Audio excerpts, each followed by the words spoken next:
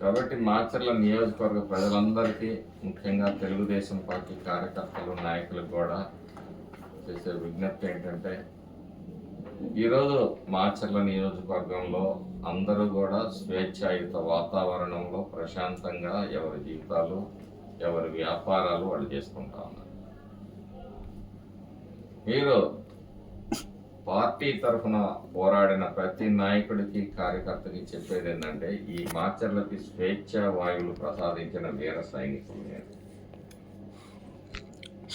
ప్రతి ఒక్కళ్ళకి ఆలోచనలు ఉంటాయి.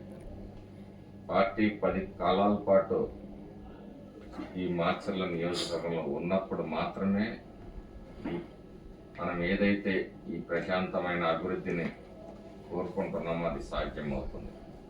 కాబట్టి వ్యక్తిగతమైన లాభాపేక్షలు అందరికీ అందటం కష్టం.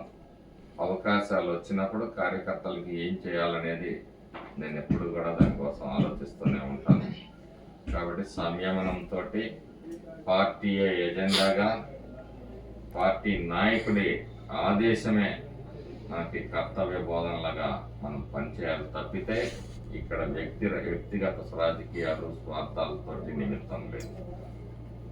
చంద్రబాబు నాయుడు గారు ఒక మాట ఆదేశిస్తే ఆ మాటకి కట్టుబడి పనిచేయాల్సిన బాధ్యత మనందరి మీద ఉందని చెప్పేసి, ఇందులో కులాలు, మతాలు, గ్రూపులు ఇవన్నిటికీ ఎటువంటి తావు లేదు తెలుగుదేశం పార్టీలో అని చెప్తూ, అందరూ కూడా ప్రజల పనిని, గ్రామాల్లో ప్రజల పనుల్ని, వార్డుల్లో ప్రజల పనుల్ని మా దృష్టికి తీసుకొని వచ్చి, మీరు పార్టీ క్రెడిట్ని పెంచేందుకు మీ అందరూ కూడా ప్రయత్నం చేయాలి.